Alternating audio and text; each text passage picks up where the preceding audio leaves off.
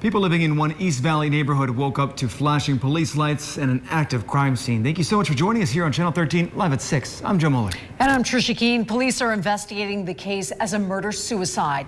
It happened near Charleston Boulevard and I-11. Authorities tell us a man in his 90s was woken up by the sound of gunfire. He told police he went out to the living room to find his daughter-in-law shot before he watched his son turn the gun on himself.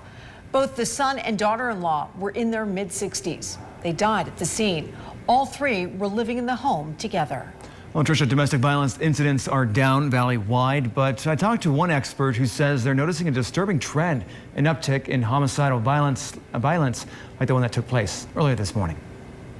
I noticed all the police cars, the crime scene tape. Early Tuesday, Cindy Campbell and her neighbors woke up to police. I'm in shock. Police were called to the 1500 block of Sandhill on the east side of Las Vegas. They say a man in his 90s woke up to find his son standing over his own wife in the living room, who he had killed. The father then stated that the son then put the gun to his head and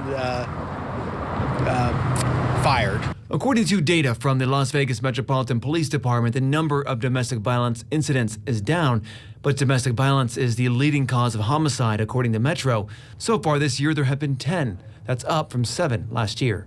I think what we're seeing is that we are having more firearms involved. I talked to Elizabeth Abdur Rahim. She is the executive director of the Nevada Coalition to End Domestic and Sexual Violence, about the trend. 53% of these women killed by men were killed by firearms.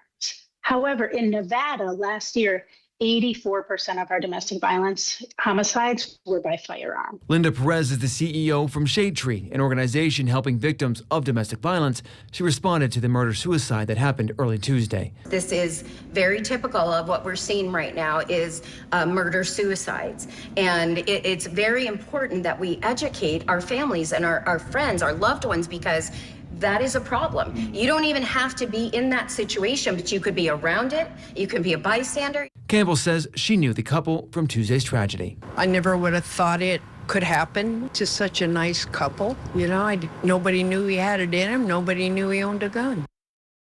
And there are a number of resources for survivors of domestic violence. We have a list of those up on our website, ktv.com. Just click on this story.